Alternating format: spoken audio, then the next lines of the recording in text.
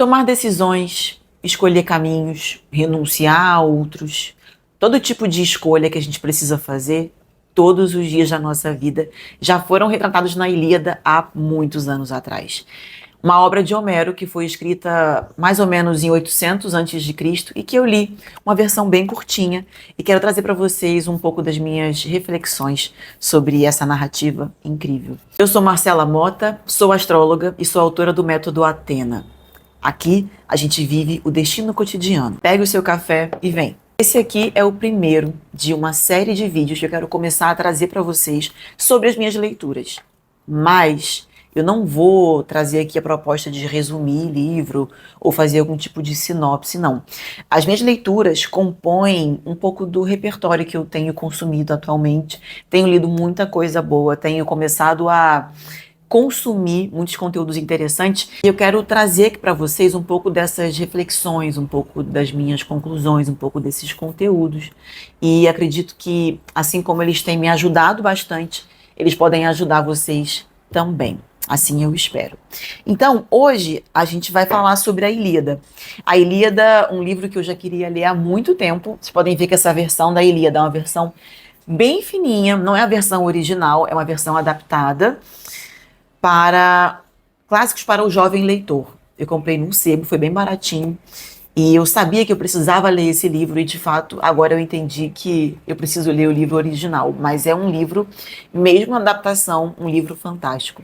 Porque a astrologia com que eu trabalho, que a gente pratica no Ocidente, de uma maneira geral, é uma astrologia que veio especialmente da Grécia. Ela tem uma fase helenística ali perto do século 400 a.C. e 400 depois de Cristo. É uma fase helenística em que houve muita contribuição do pensamento grego, a filosofia aristotélica, a filosofia platônica, para entender a teoria das esferas, como o cosmos era dividido, enfim, uma série de coisas. Então, beber na fonte grega, dos seus mitos, da religião grega, é sempre muito importante para quem estuda astrologia. E por isso eu já persegui a Ilíada há um tempo. Essa versão, como eu disse, é uma versão bem fininha, mas já atende a uma introdução para o mundo antigo grego, para o mundo de Aquiles, para o mundo de Agamenon, para o mundo de Ulisses. Então, eu quero trazer algumas reflexões que eu tive lendo esse livro. A primeira delas é a existência de um mundo sutil. Existe um mundo sutil para além do mundo material. E eu vou explicar o porquê. Aqui na Ilíada a gente vai ver uma narrativa sobre a Guerra de Troia. A Guerra de Troia é uma guerra que durou aproximadamente 10 anos e Ilíada trata só dos 51 últimos dias dessa Guerra de Troia. Então ela é uma guerra super longa. Depois que a Ilíada foi lançada, outras obras vieram para falar sobre o antes da Ilíada, para falar sobre o depois da Ilíada. Mas a Ilíada fundou essa narrativa de Troia. Até dizem que essa narrativa já existia de uma maneira um pouco difusa, mas Homero trouxe para uma condensação. Mas enfim, e é uma obra muito fundante desse pensamento. E como acontece a Ilíada, essa narrativa da guerra em que os seres humanos, os mortais, se relacionam em batalha, em decisões, escolhendo ali as suas situações diante dessas batalhas, se relacionam com os deuses. Então, o tempo todo na Ilíada a gente vai ver a presença de Atena, a presença de Afrodite, de Apolo. A gente tem o próprio Aquiles, que é um semideus, ele é filho de Tétis e de Peleu. Então, Tétis uma deusa, uma ninfa, e Peleu um homem mortal, um herói. Então, a gente vai vendo na Ilíada essa narrativa em que tanto o mundo divino quanto o mundo mortal, ou seja, tanto o mundo sutil quanto o mundo material, eles coexistem. Eles existem se relacionando. E na astrologia, a gente tem na astrologia clássica, helenística, a gente tem um elemento que hoje muitas pessoas deixaram de considerar, que é justamente esse elemento divino e espiritual. A gente vê uma astrologia sendo praticada de uma maneira muito mercantil, muito comercial. Eu costumo dizer que a gente vive a astrologia, quer dizer, a gente não vive, a gente consome a astrologia como se a astrologia fosse um produto de prateleira, como se fosse algo de que você pudesse se servir dos significados do signo, você coloca um broche de signo e passa a performar aquela identidade do signo. Mas essa astrologia é uma astrologia muito recente, a astrologia que foi começando a aparecer ali a partir do século XVIII, né, quando a astrologia precisou sobreviver, e precisou sobreviver através dos horóscopos de jornal, e aí chegou até onde chegou hoje. Mas a astrologia enquanto conhecimento, a astrologia enquanto visão de mundo, ela bebe em fontes filosóficas. Ela tem uma base filosófica.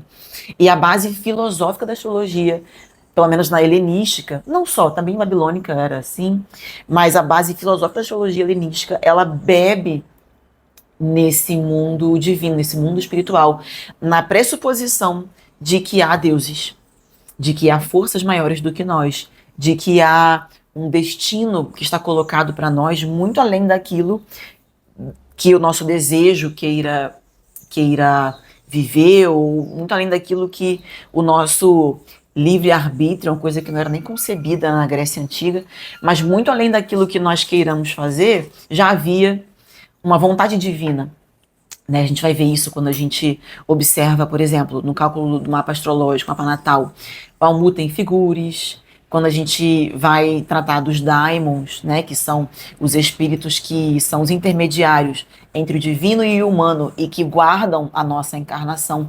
Então existe uma série de conhecimentos, uma série de conceitos que integram a astrologia nessa visão filosófica que hoje em dia agora está crescendo mais. Mas, de uma maneira geral, ninguém fala sobre. Todo mundo só quer saber qual é o seu signo. Enfim, e tudo bem também, porque é a maneira da astrologia sobreviver e estar aí performando na grande mídia ou nos grandes veículos de comunicação. Eu também comecei a astrologia com esse carimbo de quem sou eu? Será que eu então sou assim porque é Áries? Eu comecei por aí. Então é uma estrada, um tijolinho, é uma estradinha de tijolos amarelos que vai levar a gente para o final das contas para um lugar de maior sabedoria e acesso ao conhecimento. Mas, então a Ilíada, ela fala muito sobre essa existência de que existe um mundo sutil e existe um mundo material, o mundo das formas. Platão dizia, né, que havia o mundo das ideias e o mundo concreto, o mundo das formas. E a Ilíada traz isso de uma maneira muito, muito peculiar. E, além disso, o que é belíssimo, porque vocês vão começar a entender com a Ilíada como que esses deuses participam da vida humana, segundo a religião e mitologia grega, como os deuses ajudam os mortais nas suas escolhas, como os deuses podem influenciar, como eles participam dessa vida mundana. E a gente entende isso como uma natureza que está o tempo todo se colocando dentro da nossa situação comum, pequena, humana, mas o tempo inteiro nos compondo aquilo que a gente decide, e a gente pode entender da seguinte forma: é uma natureza de fora, deuses que estão fora de nós, porém, quando a gente traz isso para um aspecto mais de microcosmo e compreende, por exemplo, a correspondência que existe entre uma pessoa, o seu temperamento e os elementos que estão dentro dela, a gente entende que esses deuses, essas forças naturais, se manifestam na pessoa. Eu vou dar um exemplo para vocês. Vou dar um exemplo de um personagem para vocês que é Paris. Paris é um personagem da Ilíada.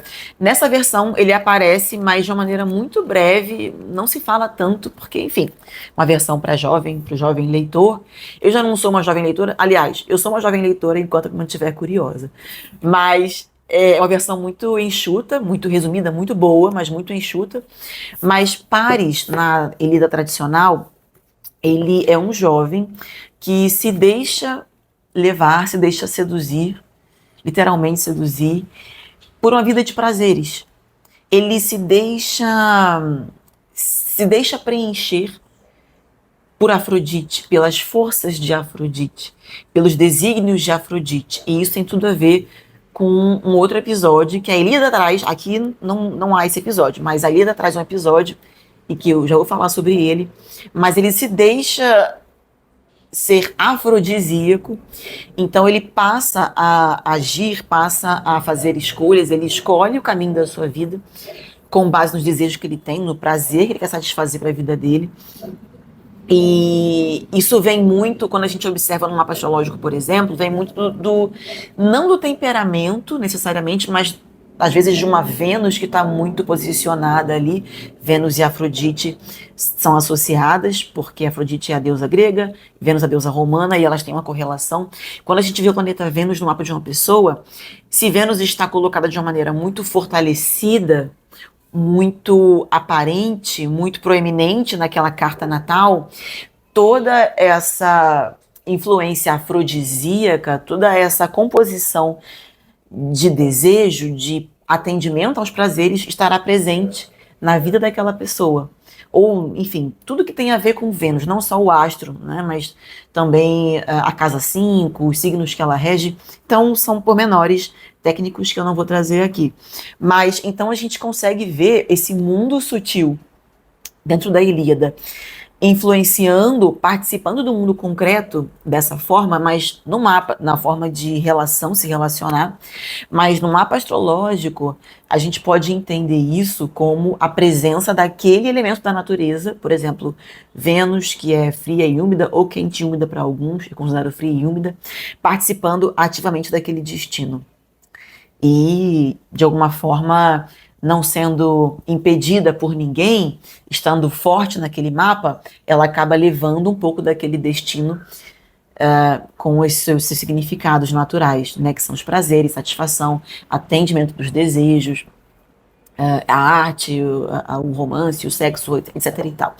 Então, esse é um ponto. Um outro ponto dessa leitura, que só para introduzir para vocês, eu não quero aqui decorrer sobre a Ilíada, porque é uma obra que tem, inclusive, muito mais páginas do que esse livro nos traz, é que cada herói que existe aqui dentro, então a gente vai ter, além de Aquiles, que seria um protagonista, ali ao lado de Heitor, além de Aquiles e Heitor, a gente vai ter Ulisses, a gente vai ter Diomedes, a gente vai ter Ajax, 2 Ajax. Tem o Ajax grande e o Ajax pequeno. São dois irmãos. A gente vai ter Enéas. Existe uma série de personagens que são heróis. E esses heróis, cada um desses heróis tem uma maneira de ser. Então, ao longo de toda a narrativa, a gente percebe que não existe uma única maneira de se comportar, de pensar, de sentir e de agir. Cada pessoa, assim como cada herói, decide com base naquilo que é importante para ele, decide com base naquilo que é uma prioridade para ele. Cada ser humano tem dentro de si uma visão, uma maneira de pensar, sentir, agir própria. Então, cada um aqui na Ilíada está lutando por alguma razão, por algum motivo. Por exemplo, Aquiles luta pela glória, pelo reconhecimento dos seus feitos, né? Tanto que ele é tido como muito orgulhoso, né? Ele se retira da guerra porque tem uma rixa com Agamenon, e aí ele, enfim, acaba ficando um tempo afastado da guerra de Troia, e pede para que Agamenon, ele determina, aliás, que Agamenon o chame de joelhos para que ele volte a lutar. Ele sabe que ele é muito, muito forte, sabe que ele tem influência sobre o exército grego. Então ele diz que só voltaria se Agamenon o ajoelhasse diante dele, o que não acontece. Mas ele tem muito essa presença de um orgulho, ele luta por esse orgulho, luta pela glória. Tanto que no filme do Brad Pitt, o filme Troia, eu esqueci quem é o diretor, mas nesse filme, o Brad Pitt, o personagem dele, que é Aquiles, né, ele tem muito esse comportamento mais orgulhoso, de perseguir o reconhecimento, de perseguir a própria glória. Então, a gente tem Aquiles que luta pela glória, a gente vai ter Agamenon, que entra na guerra sob o argumento de recuperar a Helena, esposa de seu irmão Menelau, mas ele, na realidade, ele quer disputar Troia, ele quer disputar o poder por Troia, ele quer dominar Troia.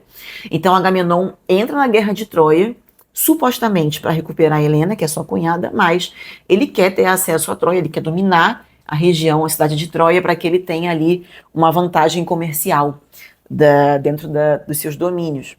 Da mesma forma, Heitor entra nessa guerra. Heitor, que é um príncipe de Troia, rival de Aquiles, Agamenon. Heitor entra nessa guerra por honra à sua família, por honra à sua terra, por honra à sua pátria. Heitor vai lutar porque ele quer defender a sociedade troiana, ele quer defender a terra de Troia. E ele luta por essa razão. Menelau, que foi o homem desposado de quem Helena teria sido raptada ou de quem Helena fugiu, depende de quem conta a história.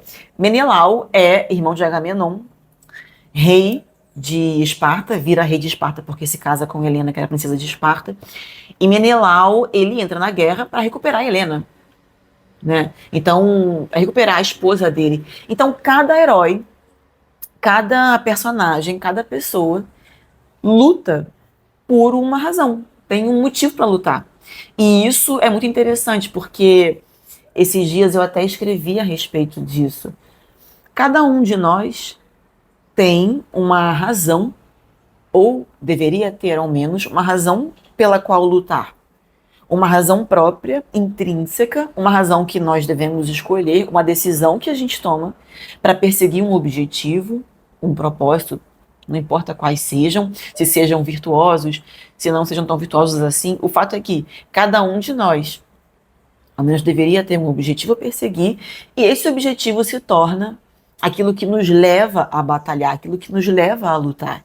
Porque a vida, ela pode ser também entendida, e é assim a forma que eu particularmente entendo, não só como uma fruição, uma bênção, algo que a gente recebe e que nós devemos ser gratos por ela, uma oportunidade de nós crescermos e desenvolvermos e servirmos, mas, sobretudo, para que nós cresçamos, nos desenvolvamos e nós sirvamos, a gente precisa lutar. Nada vem de graça nessa vida, né? Ou como diziam os antigos, muito sabiamente, não existe almoço grátis. Para que a gente possa conseguir aquilo que a gente quer, alcançar um resultado, alcançar um objetivo, ter aquilo, conquistar aquilo, ser aquilo, a gente precisa lutar. Então, falar sobre heróis em Ilíada, falar sobre essas personagens, falar sobre esse contexto de guerra, é falar sobre a vida. Então, o simbolismo da Ilíada vai trazer muito sobre a nossa vida. Tanto que, antigamente, na educação das crianças e dos jovens da Grécia, a educação era feita de forma oral, né, uma transmissão oral. Normalmente era feito assim. Mas com a Ilíada e a Odisseia depois também, que Homero teria também escrito, com a Ilíada e a Odisseia, essas obras se tornam obras que vão servir como ponto de partida para a alfabetização das crianças e jovens gregos. As crianças e jovens gregos aprendem a ler e a escrever com a Ilíada. Ou seja, toda essa ideia, esse contexto do heroísmo e da razão pela qual cada um luta, cada um trava as suas guerras, cada um tem seus objetivos dentro daquele contexto de batalha, essas razões que cada um tem de ser, de pensar, de sentir, de agir, são razões que cada pessoa carrega dentro de si. E essas crianças gregas, lá em, enfim, 800, 700, 600, 500 anos de Cristo, e para muito além, porque é uma obra clássica que atravessou pelo menos quase 3.000 anos, né, 2.500 anos quase. Então, para muito além dessa alfabetização, é uma educação, é um modelo de educação para cada ser humano, para cada criança e jovem que entenda, você na vida faz escolhas. Você pode escolher lutar por motivos mais nobres, você pode ter objetivos que sejam mais virtuosos, ou você pode escolher lutar por outros objetivos que não são tão virtuosos assim, mas cada um dos objetivos trará suas consequências. Cada uma das suas escolhas trará consequências para você. A Ilíada é muito sobre isso. Eu lembro que antes de eu começar a ler, antes de eu ler a Ilíada, antes de eu pegar esse livro para ler, e não é o livro que eu quero ler, já li, não é esse que eu quero que seja o meu último, eu quero chegar no livrão. Se eu não me engano, são Enfim, são vários cantos, são muitos capítulos, 24 capítulos, né, 24 cantos, e não sei quantos mil versos. Chegarei até essa versão. Mas antes de eu ler, eu não tinha muita ideia de como era esse conto, essa narrativa. E eu não sabia que ela seria uma narrativa, um poema tão educativo, tão didático dessa formação humana ocidental, pelo menos. Eu não tinha essa noção. Quando eu comecei a ler esses capítulos pequenininhos dessa Ilíada, essa versão da Ilíada que eu tenho, eu entendi. Porque a gente vai observando os sentimentos, os pressupostos, as vontades, os desejos que estão por trás das escolhas que cada pessoa faz. Então, toda vez que a gente escolhe alguma coisa na nossa vida, a gente escolhe o tempo todo. A gente escolhe desde se eu hoje vou escovar os dentes ou não, se eu hoje vou... A câmera ficou um pouquinho torta. Vou deixar torta assim, para continuar o raciocínio. A gente escolhe se quer escovar os dentes ou não, mas a gente também escolhe se vai continuar no relacionamento ou não. A gente escolhe se a gente vai fazer alguma atividade física ou não, hoje. Mas a gente também escolhe se a gente vai, por exemplo, ter uma conversa difícil com alguém ou não. Então, o tempo inteiro a gente está escolhendo. Escolhas são parte de um tecido, desse destino que a gente constrói todos os dias. Que a gente não se engane. E a Ilíada vai mostrar muito isso. E uma última coisa que me chamou a atenção no livro, só para não ficar muito grande esse vídeo, depois talvez eu faça partes menores para falar um pouquinho mais sobre esse livro que é fantástico. Mas uma das coisas que me chamaram muita atenção foi justamente esses vários heróis, vários deles, colocarem a sua emoção, Aquiles, por exemplo, a sua ira. O livro até começa, ele não começa com esse título, na verdade, esse aqui tá no final. Mas pelo que eu sei, pelo que eu estava lendo, esse capítulo que está no final desse livro seria o capítulo que começa a Ilíada tradicional, a Ilíada original, que é a Fúria de Aquiles. Não consigo ver aqui. Aqui. Não sei se vocês conseguem ver. A Fúria de Aquiles. Bom, tentei. E essa fúria é a emoção. Aquiles escolhe ingressar na batalha. Aquiles escolhe se retirar da batalha. Aquiles faz as suas decisões, toma as suas decisões com base na sua cólera, com base no que ele sente. São decisões acertadas? Não sei, nem sempre.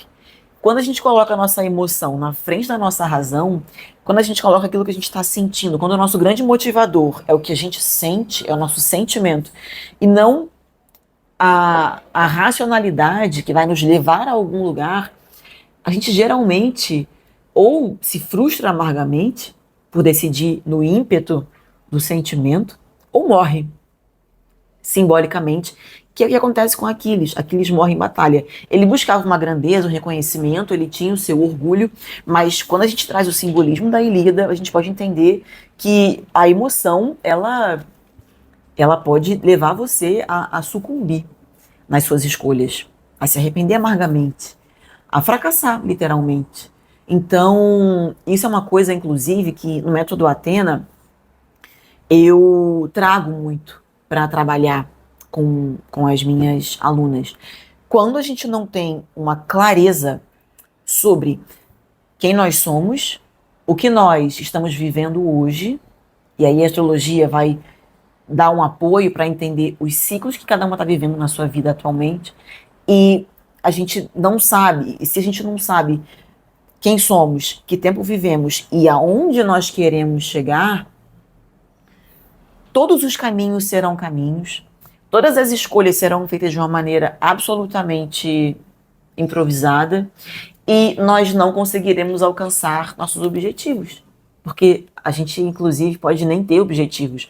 E quando a gente não quer alcançar nenhum objetivo, quando a gente não tem um norte para orientar a nossa vida, o nosso destino, qualquer correnteza, qualquer revés, qualquer medo, qualquer desafio, qualquer evento, qualquer não que a gente recebe, será suficiente para nos tirar completamente da nossa própria grandeza, da nossa própria virtude, que é construir uma vida memorável, uma vida que não só vale a pena viver, mas uma vida que faça sentido para cada uma de nós. Cada uma de nós está aqui lutando, vivendo por algo. Não se engane. Pode ser que você ainda não tenha entendido, não tenha sabido, não tenha despertado essa consciência em relação à sua vida, mas você vive, assim como tudo na natureza, com uma função. Você tem um papel. Seja um papel dentro de você, um papel para com a sua família, um papel para a sociedade. Você tem um propósito. Pode ser que você não persiga esse propósito, pode ser que você não tenha escolhido ele, mas você vem com uma função na natureza, assim como tudo que há. Então, quando você se desvirtua muito dessa função, quando você não conhece a sua função, quando você não sabe o que há de sagrado em você, que pode ser usado em seu favor para ter uma vida que faça sentido para você, você é absolutamente tragada, escoada, sucumbida por qualquer coisa que aconteça. Por qualquer tristeza, por qualquer não, por qualquer desilusão, por qualquer frustração. E isso acontece muito hoje em dia. Então, meu ponto aqui é o seguinte: trazer essa reflexão da Ilíada para que nós possamos começar a pensar um pouco. Esses vídeos serão muito mais também para que eu possa falar sobre a minha leitura, e caso você goste, eu fico muito contente. Eu quero levar um pouco dessa cultura para você, desse repertório cultural, filosófico para você, mas sobretudo são vídeos que eu gravo para mim e para quem tem interesse nesse tema, e quero que você comece a despertar um pouco para esses assuntos, porque a gente vive muito imersa num mundo de imediatismo, num mundo materialista, em um mundo em que nós não olhamos para dentro, como eu acredito que nós deveríamos. A gente muitas vezes olha para dentro buscando essa astrologia de prateleira, para caber em lugares pré-determinados, para que você possa se encaixar na definição e usar aquilo em seu favor, em sua defesa, e não ser responsável por quem você é e pela sua vida. Eu não acredito nessa astrologia, eu não acredito nessa filosofia. A minha filosofia é uma filosofia de construir uma vida memorável, uma vida que sirva como um legado, como uma referência, como um exemplo, para que você possa se orgulhar dela e você possa ver sentido em quem você é. E assim, sendo uma vida de sentido, uma vida mais honrosa, uma vida com mais felicidade, você possa inspirar quem está ao seu redor. E você possa não só crescer, mas fazer com que todo o seu entorno cresça. É assim que se muda o mundo, pelo menos na minha visão. Então, se você gostou desse vídeo, deixa aqui embaixo o seu like e também um comentário, caso você queira, de repente, algum outro formato, algum outro livro, alguma outra obra. E eu vou falar um pouquinho mais sobre essas leituras que eu tenho feito nos próximos vídeos. Não são grandes resenhas. A minha ideia não é que seja uma resenha, uma sinopse. Não, eu não tenho essa pretensão. Mas eu quero trazer umas reflexões pessoais. Eu acho que são reflexões muito úteis para ficarem só comigo. Então é por isso que eu vou gravar aqui esses vídeos para vocês poderem participar das minhas leituras. Esse é o Destino Cotidiano e até o próximo vídeo.